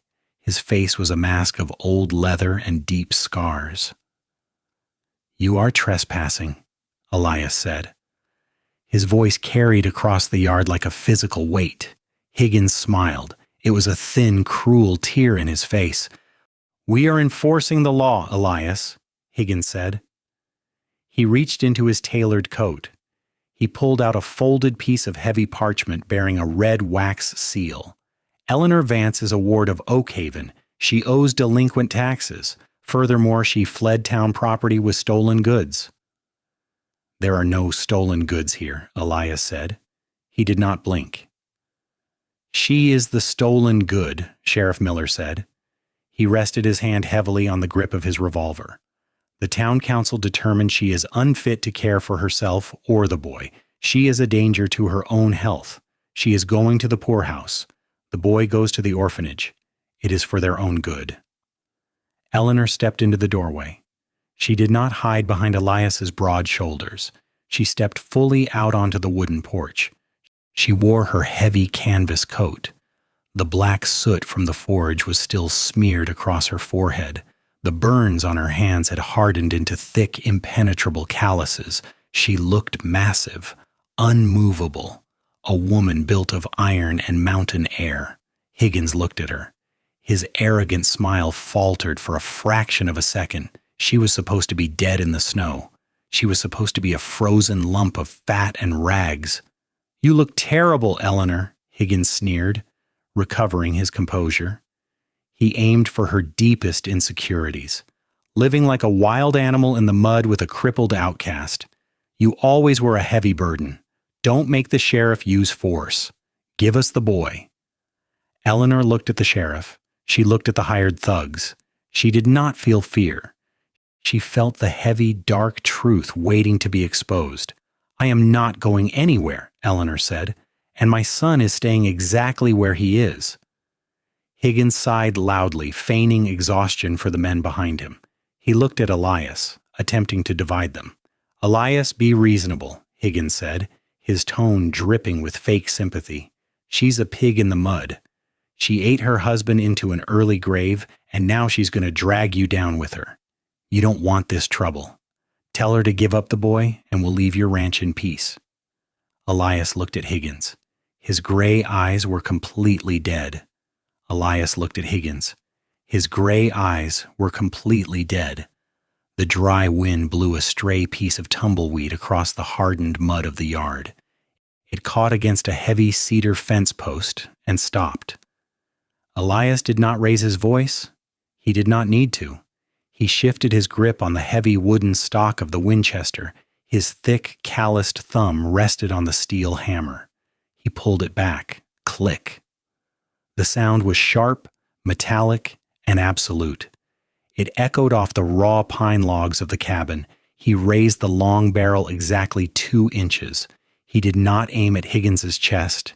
He aimed directly at the mayor's silver belt buckle, a gut shot, a shot that took hours to finish its cruel work in the dirt. "She stays," Elias said. "You leave." Sheriff Miller reacted. He was a man of the town, accustomed to intimidating unarmed minors, not engaging in a war. But he wore a tin badge. He unholstered his heavy Colt revolver. The stiff leather holster scraped against the blued steel. He pulled the hammer back. The heavy iron cylinder rotated and locked into place with a definitive clack. He aimed at Elias's chest. The 4 hired thugs behind them shifted in their saddles. They raised their rusted repeating rifles. The sound of dry wood creaking against their shoulders filled the air. The yard froze into a deadly geometry. Higgins's face turned a mottled, angry purple. He realized Elias was not bluffing. The broken outcast was fully prepared to die on his own porch. But Higgins had the numbers. He calculated the angles and the firepower. "Take him down," Higgins ordered the sheriff and the thugs. His voice was a venomous hiss. "Don't kill him. Aim for the bad leg. Shatter the bone again. Let him bleed in his own dirt." Elias did not retreat a single inch. He widened his stance. He shifted his heavy center of gravity directly onto his ruined right leg, anchoring himself to the porch boards. He calculated his own grim math. He would shoot the sheriff first. The recoil would allow him to lever a second round into the chamber to hit the mayor. He knew he would take at least 3 bullets from the thugs in the process. He accepted the transaction. Eleanor moved. She did not step behind Elias. She stepped shoulder to shoulder with him. She raised the heavy double-barreled shotgun. The twin barrels were massive, hollow black eyes. She did not aim at Higgins. She aimed directly at the chest of Higgins's fine chestnut gelding. A shotgun blast of heavy buckshot at that close range would instantly shred the animal. The massive horse would collapse forward, crushing the mare beneath 1,000 pounds of dying bone and muscle. Eleanor's blistered palm gripped the wooden stock. Her cracked rib ground against itself as she braced for the massive recoil. She did not tremble. "The first man who pulls a trigger loses his horse," Eleanor said. Her voice was as cold as the deep well water. "And then he loses his legs." The hired thugs hesitated. They lowered their rusted rifles a fraction of an inch. They were paid to evict a widow, not to be crushed under dead horses in a bloodbath. Inside the cabin, the heavy silence was absolute. Tommy crouched in the narrow gap between the cast-iron stove and the stone hearth. He heard the metallic clicks of the gun hammers. He remembered the sharp click of the iron lock on his old house the night the mayor threw them into the blizzard. He remembered the blinding, numbing cold. He looked at the small wooden horse in his hand, the horse Elias had carved for him. He remembered the thick, scarred hands teaching him how to push an awl through heavy leather. He remembered the safety of the fire. Tommy set the wooden toy carefully on the stone hearth. He crawled out from his safe space. His small leather boots hit the floorboards softly. He walked toward the open doorway. The harsh sunlight hit his face, making him squint. He squeezed past Eleanor's heavy canvas coat. He stepped out onto the edge of the porch. He walked directly in front of Elias. He stopped. He placed his small, pale hand against the heavy, grease-stained denim of Elias's trousers. He placed his hand exactly over Elias's ruined knee. He was placing his own small body as a physical shield over the broken leg Higgins had just ordered to be shot. The geometry of the yard shattered. The sheriff lowered his Colt revolver slightly. The thugs dropped their rifle barrels toward the dirt. They were drunks and bullies, but they were not child killers. Shooting through a 4-year-old boy was a line they would not cross for any amount of town money. Higgins stared at the boy. His arrogance cracked, replaced by pure, bubbling fury. "Get the boy out of the line of fire, Eleanor," Higgins spat. "You are proving my point. You are endangering a child. You are an unfit mother." Tommy looked up at the mayor sitting high on the horse. The boy's throat worked. The muscles in his small neck tightened violently. The severe trauma of the eviction had built a thick iron wall across his vocal cords. He forced air against it. His chest heaved with the physical effort of breaking the seal. A sound emerged. It was a raw, scraping rasp. It sounded like two rough stones grinding together. It was a perfect imitation of Elias's voice. "No." The single word dropped into the silent yard like a heavy anvil. Higgins narrowed his eyes in shock. Tommy swallowed hard. He pulled more air into his lungs. He used the vocabulary of the pack. He spoke the language of the ranch. "My house," the boy said. His voice grew louder. It was clear. It did not tremble. He glared at the men on the horses. "My wood, my iron. You leave." Elias slowly lowered the barrel of the Winchester an inch. The boy had claimed the territory. The boy had drawn the absolute boundary. Higgins's face contorted with unchecked rage. A mute child was defying him in front of his sheriff and his hired men. His absolute authority was crumbling in the dirt. He could not allow this humiliation. Higgins swung his heavy leather boot over the saddle horn. He dropped to the ground. The chestnut gelding sidestepped nervously. Higgins pulled a thick leather riding crop from his belt. He stepped toward the wooden stairs of the porch. "I am the mayor of Oakhaven," Higgins snarled, his face twisted in ugly violence. "I am the law. I will take that boy, and I will burn this rotting shack to the ground." He reached out with his thick, manicured hand to grab Tommy by the collar. Higgins reached out with his thick, manicured hand to grab Tommy by the collar. He intended to drag the boy into the dirt. He miscalculated the distance. He miscalculated the woman. Eleanor did not fire the shotgun. She opened her blistered hands. She let the heavy double-barreled weapon drop. It hit the pine porch boards with a massive hollow thud. She moved with terrifying heavy speed. She stepped directly between Higgins and the boy. Higgins's hand struck her chest. It was like hitting a wall of solid oak. Eleanor raised her right arm. She did not slap him. She grabbed his extended wrist. Her hands were no longer soft. They had hauled 60-pound water buckets. They had split frozen pine logs. They had swung a 3-pound cross-peen hammer to forge glowing steel. Her calluses were thick and hard as iron. She closed her heavy fingers around his wrist. She squeezed. Higgins gasped. The arrogant sneer vanished from his face, replaced by sudden, blinding pain. He felt the delicate bones in his wrist grind together under the crushing pressure of her grip. He tried to pull back. She held him locked in place. She anchored her heavy boots to the porch. She looked down into his watering eyes. "You do not touch my son," Eleanor said. Her voice was not a scream. It was a flat, cold, heavy stone.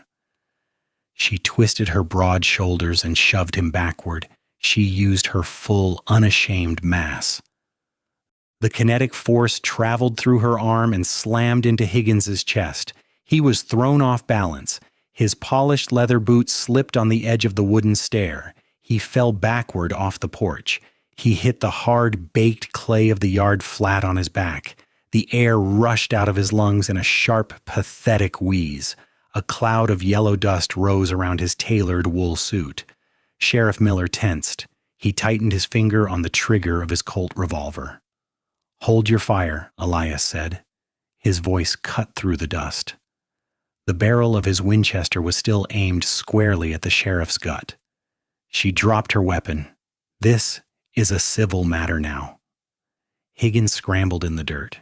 He tried to sit up, holding his bruised wrist against his chest. His face was red with humiliation and fury. "Arrest her!" Higgins choked out, spitting dry earth. "Shoot the cripple and arrest the fat sow." Eleanor turned her back on him. She walked to the heavy wooden supply chest sitting near the door. She undid the iron latch. She reached inside. She grabbed the thick canvas sack she had prepared weeks ago. It weighed 40 pounds. She lifted it effortlessly. She walked back to the edge of the porch. She stood over Higgins. She grabbed the bottom corners of the canvas sack. She tipped it upside down. A cascade of heavy black rocks poured out. They hit the wooden floorboards with the sound of a collapsing stone wall. They bounced and rolled, stopping at the edge of the stairs. The rocks gleam in the harsh May sunlight. They were jagged, dense, and stained with a deep, greasy metallic sheen. Sheriff Miller stared at the rocks. He slowly lowered his revolver. The 4 hired thugs leaned forward in their saddles, their rusted rifles forgotten. Higgins stopped breathing. The color drained completely from his face, leaving a sickly pale gray. He stared at the black pile on the porch. "That is not dirt," Sheriff Miller said slowly. His eyes narrowed. "That is coal." "Anthracite," Eleanor corrected him. Her voice rang out over the silent yard. "The hardest, purest grade in the earth. A solid vein running directly beneath the foundation of my house. A vein thick enough to fuel the Union Pacific Railroad for a decade. It burns blue. It melts steel." She looked down at the mayor shivering in the dust. "You did not kick a widow and her child out into a blizzard over $10 in property taxes," Eleanor said. She delivered the facts like hammer strikes on an anvil. "You did not care about the town's morality. You found the coal. You forged a delinquent tax record. You tried to freeze us to death so you could claim an abandoned property and mine $1 million from my dirt." Higgins scrambled backward like a crab. "She is lying. It is a trick. The woman is insane. Sheriff, do your duty." Eleanor reached into the deep inner pocket of her canvas coat. She pulled out a thick, cream-colored envelope. The heavy red wax seal of the state capitol was pressed into the back flap. She broke the wax with her thick thumb. She pulled out a heavy piece of folded parchment. She stepped down one wooden stair. She walked past Higgins entirely. She approached the sheriff's horse. She held the parchment up. She did not hand it to the mayor. She handed it to Sheriff Miller. Miller took the paper. The wind rustled the heavy edges. He read the black ink. He saw the official stamp of the chief inspector of the State Geological Bureau. He read the precise coordinates of the Higgins tract. He read the estimated multi-million-dollar assay value of the deep anthracite vein. Most importantly, he read the name of the sole rightful owner verified by the state registry, Eleanor Vance. Sheriff Miller was a corrupt man. He took bribes. He looked the other way for the mayor, but he was a local survivor. He was not a fool. Stealing a cheap house from a helpless widow was a local crime. Attempting to defraud the State Geological Bureau, forging property deeds, and trying to steal a multi-million-dollar mineral vein from a registered owner was a federal offense. If this went to a judge, the Pinkerton Detective Agency would come. The federal marshals would come. They would hang everyone involved. Miller looked down at Higgins. The mayor was still sitting in the dirt, his tailored suit covered in dust. The alliance shattered in the dry wind. Miller carefully folded the heavy parchment. He handed it back to Eleanor. He did not look her in the eye. The sheriff slowly, deliberately slid his Colt revolver back into its stiff leather holster. The heavy clack of the metal securing itself signaled the end of the war. "Put the rifles down, boys," Miller said to the thugs behind him. His voice was tired. "There is no stolen property here." Higgins stared at the sheriff in absolute disbelief. "Miller, you work for me. I built this town." "You built a grave, Higgins," Miller said. He gathered his leather reins. "And you just fell into it. I am not hanging for your greed." Sheriff Miller pulled the heavy leather reins to the left. His horse turned, its iron shoes scraping against the baked clay of the yard. Miller did not look at the mayor sitting in the dirt. He looked at Elias standing on the porch. He tipped his hat a fraction of an inch.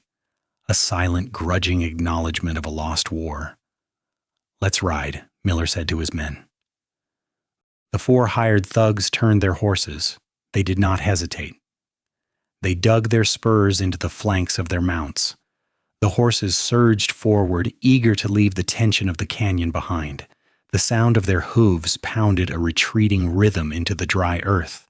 A thick cloud of yellow dust rose in their wake, drifting slowly across the yard. The dust settled over Higgins. He was entirely alone. Higgins pushed himself up from the ground.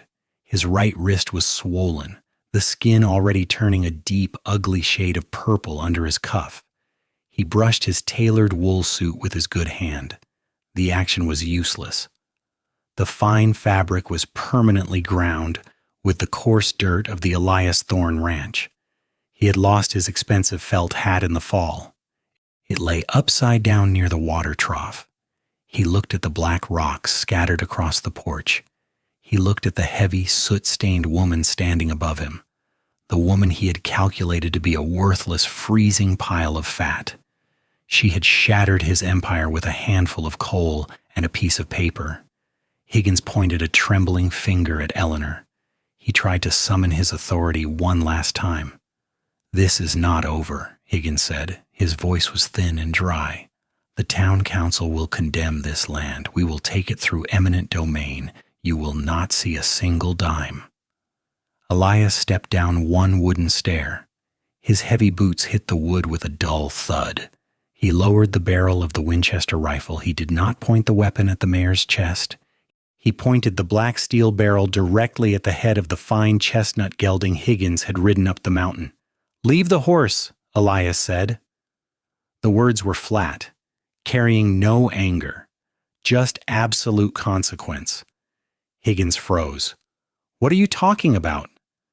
"You broke the iron lock on her door," Elias said. "You stole her winter provisions. You owe her a debt. The horse covers the principal. Leave the reins. Walk back to town."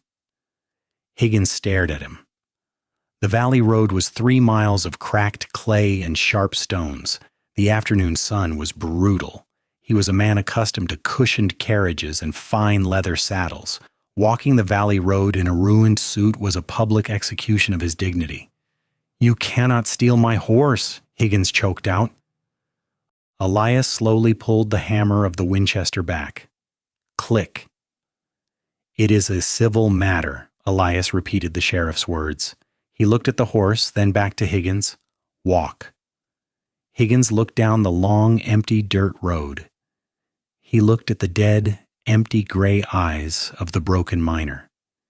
He knew Elias would shoot the animal. Higgins slowly uncurled his fingers. He dropped the leather reins. They hit the dust. He turned.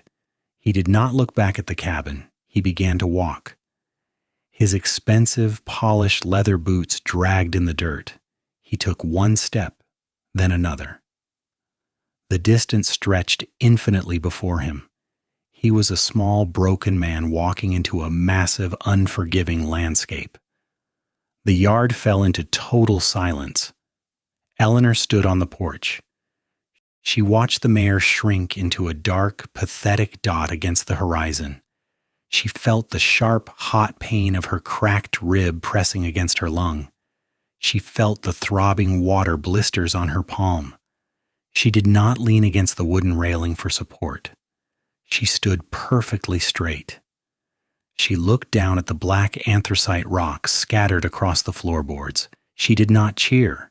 She did not collapse into tears of relief. Victory was a luxury. Order was a necessity. Eleanor knelt on the hard wood. She picked up the heavy canvas sack with her left hand. She used her blistered right hand to pick up a jagged piece of coal. She dropped it into the sack. Elias walked back up the wooden stairs. He stood over her for a moment. He worked the lever of the Winchester. The heavy brass cartridge ejected from the chamber. He caught the brass in his massive palm. He slid the bullet back into his canvas coat pocket. He leaned the rifle against the wall. He knelt beside Eleanor. His bad leg cracked loudly as he bent down. He ignored the joint pain. He reached out with his thick, scarred hands. He picked up a heavy chunk of coal. He placed it carefully into the canvas sack she was holding. They did not speak. They worked together in the quiet heat of the afternoon. Tommy stepped out from the shadow of the doorway. He walked to the edge of the porch. He stood next to Elias's kneeling form. The boy looked out at the empty yard, at the chestnut horse standing quietly by the post, and at the long dirt road. The stronghold held. The pack was safe. The war was over. The black carriage arrived in Oakhaven on a Tuesday afternoon. It was not a local wagon. The wood was polished mahogany. The iron-rimmed wheels were heavy and perfectly aligned. The doors did not bear the faded painted letters of the county. They bore the heavy raised gold seal of the state capital. 4 massive dapple gray horses pulled the carriage. They stopped directly in front of the mayor's office on Main Street. The horses blew hard, shaking their heavy leather harnesses.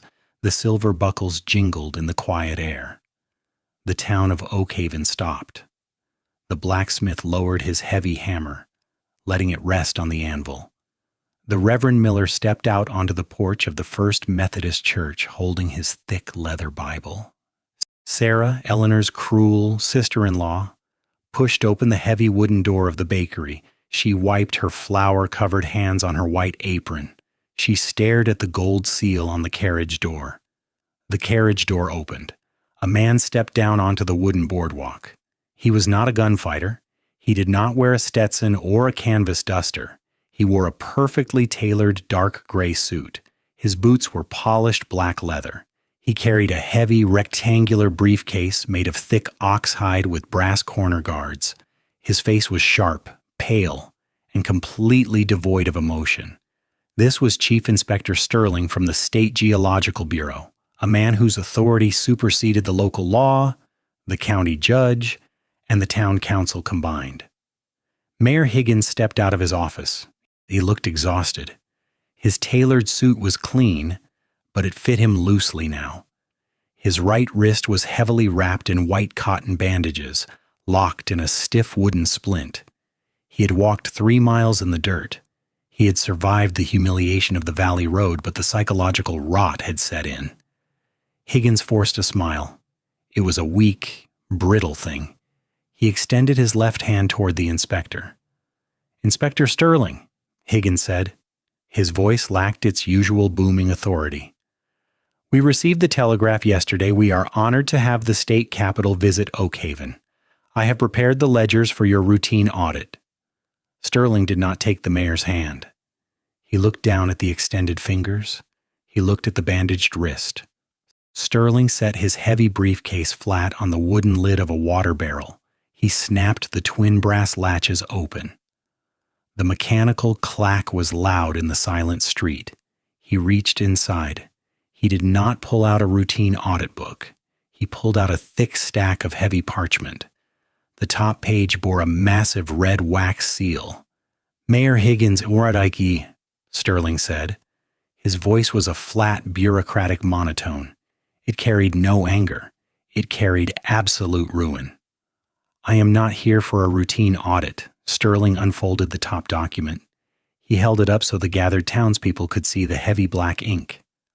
"I hold a verified geological assay of the tract of land located 3 miles south of this office," Sterling read aloud. His voice carried across the dusty street, reaching the ears of the Reverend and the baker. "The assay confirms the presence of a Class 1 anthracite coal vein. The estimated yield places the property value at approximately $1.2 million. A collective, sharp intake of breath echoed through the town square. $1 million. It was a sum of money that bent the mind. Sarah, standing in the doorway of her bakery, went completely rigid. She dropped the heavy loaf of bread she was holding. It hit the dirt. She did not look down at it. She stared at the inspector. "I also hold the official county tax ledgers," Sterling continued. He pulled a smaller, leather-bound book from his briefcase. He opened it to a marked page. "The records indicate the property was seized by your office in December for delinquent taxes totaling $10.40. However, the state forensic accountant has verified that the ink on this ledger entry is fresh. The signature is a forgery. The taxes were paid in full by the late Thomas Vance 3 years ago." Higgins stopped breathing. The pale gray color returned to his face. The splint on his wrist began to tremble. "Inspector," Higgins choked out, "there is a misunderstanding. The widow abandoned the property. She was a burden on the town. We were simply reclaiming unused land." Sterling looked at Higgins. His pale eyes were completely cold. "The widow, Eleanor Vance, did not abandon the property," Sterling said. "She was forcibly evicted during a severe winter storm. She survived. She filed the assay claim personally. She is the sole legal owner of the $1 million tract." Sterling reached into his coat pocket. He pulled out a pair of heavy iron handcuffs. They dangled from his pale hand, the chain clinking softly.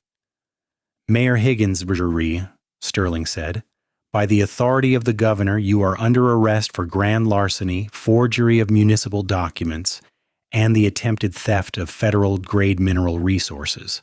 The penalty for these crimes is 20 years in the state penitentiary." Higgins backed up.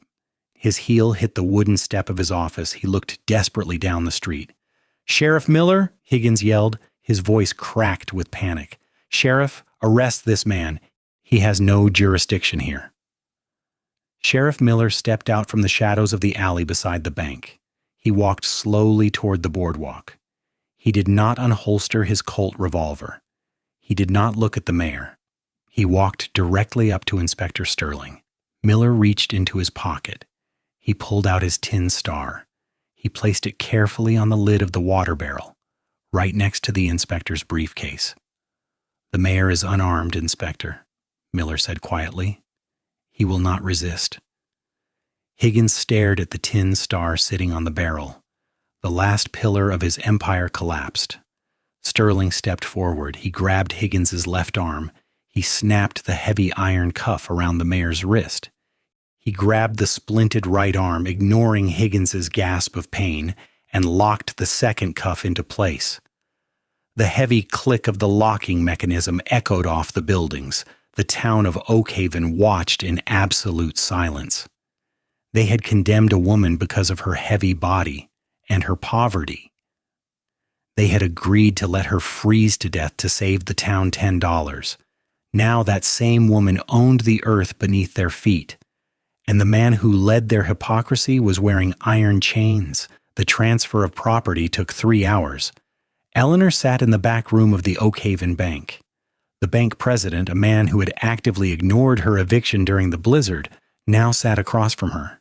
He sweated through his stiff cotton collar. He pushed a heavy stack of leather-bound ledgers and certified bank drafts across the polished mahogany table.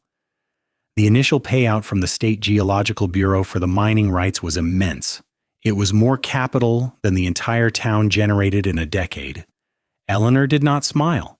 She picked up the heavy steel pen. She signed her name on the trust documents with thick, deliberate strokes. Her right palm had healed into a solid, raised ridge of burn scar tissue. She did not wear silk gloves to hide it. She wore her calluses like armor. She stood up. The bank president scrambled from his chair to open the heavy oak door for her. He bowed his head deeply. Eleanor walked past him without acknowledging his existence. Submission was a cheap currency. She stepped out onto the wooden boardwalk. The state carriage waited in the street. The townspeople stood on the edges of the dirt road. They were silent. They stared at the woman they had condemned. They looked at her broad shoulders and her heavy frame. They no longer saw a burden. They saw a mountain of black coal and federal gold. Eleanor walked toward the carriage. A figure broke away from the crowd. Sarah, the baker, the sister-in-law who had locked her heavy oak door while Tommy froze on the steps. Sarah moved frantically. Her white apron was stained with flour. Her face was pale and drawn. The mayor's arrest had sent a shockwave through the town's economy, and her bakery was failing. She stopped at the edge of the carriage door just as Eleanor stepped inside. "Eleanor," Sarah said. Her voice was breathless. It trembled. It lacked the cold, calculated cruelty of the winter. Eleanor sat heavily on the leather seat. She looked down at Sarah standing in the dust. "Eleanor, please," Sarah said, stepping closer. She reached out to touch the polished wood of the carriage door. "We are family, blood. Thomas was my brother. The boy, Tommy, is my nephew. You cannot leave us out of the trust. The bakery is going under. We need help." Eleanor looked at Sarah's hands. They were soft. They were clean.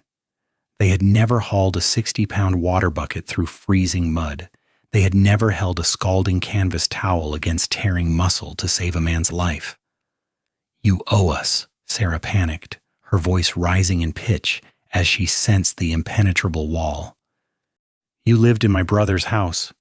You ate his food." Eleanor did not raise her voice. She did not list the crimes Sarah had committed. She did not explain the agonizing cold of the dead oak tree. Explanations required emotional investment. Eleanor had spent all her emotion surviving the ice. She reached out with her heavily calloused hand. She grasped the polished brass handle of the carriage window. She looked directly into Sarah's panicked eyes. "The winter will come again, Sarah," Eleanor said. Her voice was flat, carrying the density of a stone dropped into a deep well.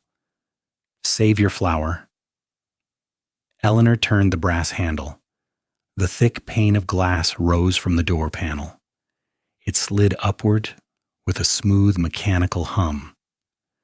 Sarah stepped forward, opening her mouth to beg again, her face twisting in desperation. The glass slotted into the heavy felt frame with a solid thud. The physical barrier was absolute. The sound of Sarah's pleading was cut off instantly. She was silenced. Eleanor did not look at her again. She did not gloat. She simply raised her hand and tapped the wooden partition separating her from the driver. The driver snapped the heavy leather reins. The 4 dapple gray horses surged forward. The carriage rolled down Main Street, kicking up a thick cloud of dry yellow dust that washed over Sarah, covering her white apron in the dirt of the road. Eleanor sat in the quiet interior of the carriage. She looked at the heavy leather satchel sitting on the seat beside her. It contained enough wealth to buy a mansion in Boston or a sprawling estate in San Francisco. It held the power to buy and sell everyone in Oakhaven. She felt nothing for the money. It was just paper. It could not split a pine log. It could not temper a steel plowshare. She tapped the wooden partition again. "Take the valley road," Eleanor told the driver. "Take me to the ridge." The state carriage climbed the narrow, treacherous canyon trail. The 4 dapple-gray horses struggled against the steep incline. The polished mahogany wheels scraped against the raw granite of the mountain. The carriage reached the edge of the void. Elias's ranch stood exactly as she had left it.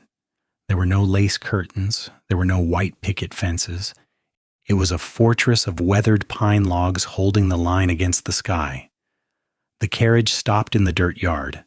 The driver climbed down. He opened the heavy door and offered Eleanor his white-gloved hand. Eleanor did not take it. She stepped down from the carriage on her own. Her heavy boots hit the baked clay with a familiar solid thud. "Wait here, ma'am?" the driver asked, looking nervously at the jagged peaks. "The bank president said you would be purchasing a property in the capital." Eleanor looked at the driver. She looked at the polished carriage. "No," Eleanor said, "you are dismissed." She turned her back on the carriage. She walked toward the porch. She carried the heavy leather satchel containing $1 million. She carried her thick canvas winter coat over her arm. She pushed the heavy oak door open. The smell of the cabin hit her instantly. It smelled of burnt pine, sharp wood smoke, oiled leather, and the heavy, earthy scent of boiling beans. It did not smell like the sterile, perfumed lobby of the Oakhaven Bank. It smelled like survival. Tommy sat on the floor near the hearth. He was using a small piece of sandstone to sand the edges of a new wooden block. He looked up. He saw her. He did not run to her. He simply set the block down and went back to his work. His territory was secure. Elias sat at the massive wooden table. He was cleaning his Winchester rifle. He pushed an oiled cloth through the steel barrel. He looked up. His gray eyes registered the heavy leather satchel in her hand. He knew what it meant. She had the wealth of a railroad baron. She could buy the town of Oakhaven and burn it to the ash. She could buy a mansion overlooking the ocean. She had every reason to leave the dirt and the cold behind. Eleanor did not walk to the table. She did not explain her return. Explanations were for people who doubted their choices. She walked directly to the wall near the door. A row of iron hooks was bolted into the pine logs. Elias's heavy canvas duster hung on the first hook. Eleanor lifted her thick, soot-stained winter coat, the coat that had shielded Tommy in the snow. She slid the heavy collar loop over the second iron hook, right next to Elias's duster. The rough canvas of her coat brushed against the oiled leather of his. Elias stopped cleaning the rifle. He set the oiled cloth down on the table. He stood up. His right leg bore his weight silently.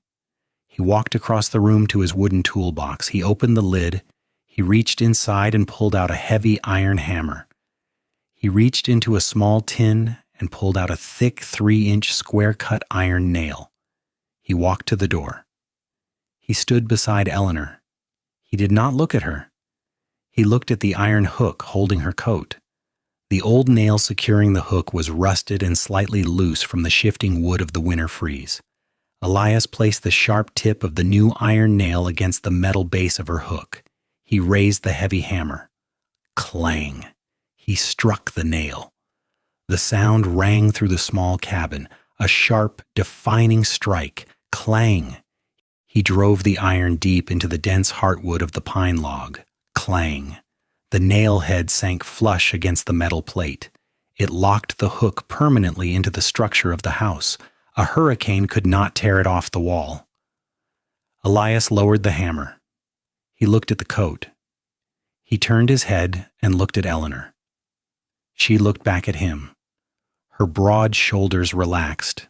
The tight, burning knot in her chest that had lived there since the eviction finally dissolved into the warm air. That was the unspoken vow. No rings, no paper, just iron driven into wood. They didn't need the town's permission to exist. The lamp burned between them, and it was enough. More than enough.